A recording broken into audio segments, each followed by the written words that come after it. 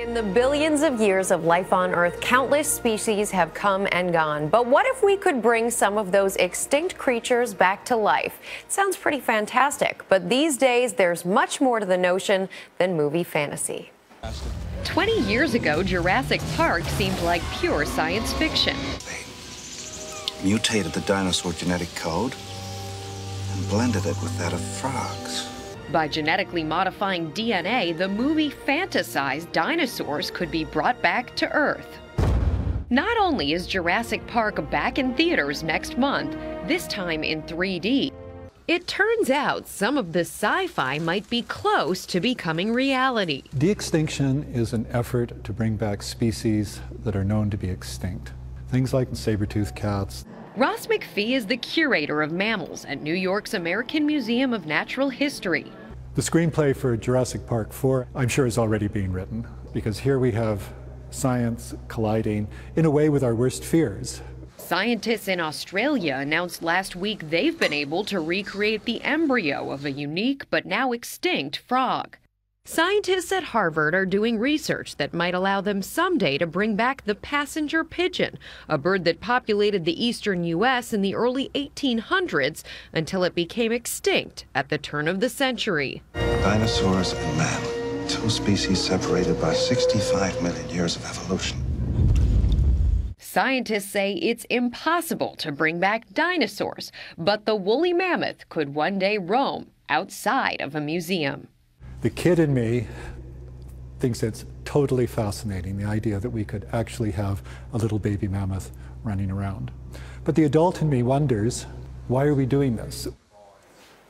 For more, let's welcome Carl Zimmer. His cover story for the April edition of National Geographic is titled, "Bringing Them Back to Life. The revival of an extinct species is no longer a fantasy, but is it a good idea?" It's so nice to have you with us. Good morning. Good morning. So is it a good idea?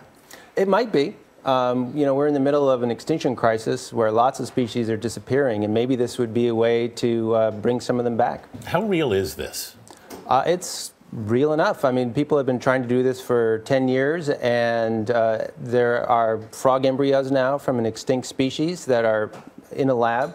So now the challenge is to get them to become adults. And there are other efforts going on with other species as well. So this is active science. When you talk about the other species where they're actively looking, we mentioned the woolly mammoth. How far back can scientists go at this point and possibly resuscitate an extinct species? Well, there are no dinosaurs coming back. And why is that? Because the DNA from dinosaurs is just too old and broken up, and you'd never be able to do it.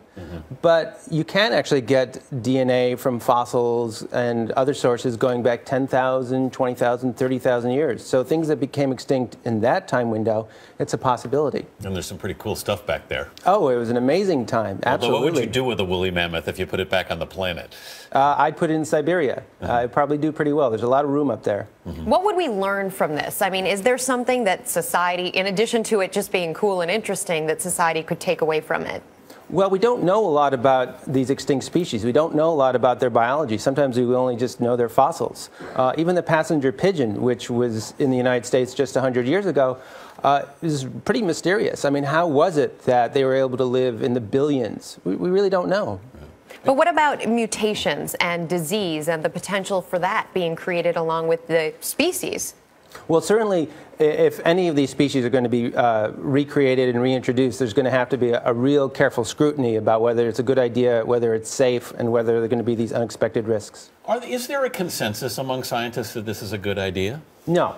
There are conservation biologists who say this is a bad idea, because it distracts from the hard work of saving the species that are with us and are in a lot of trouble.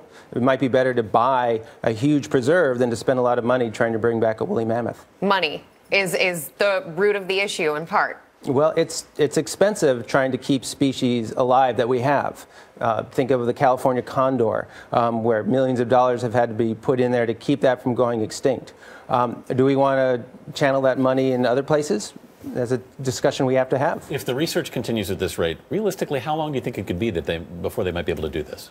I would say that we will probably start seeing de-extincted species in the next few years. It won't be a flood of them, but we'll start seeing them. Carl Zimmer, fascinating stuff. Thanks for joining us. Thank you.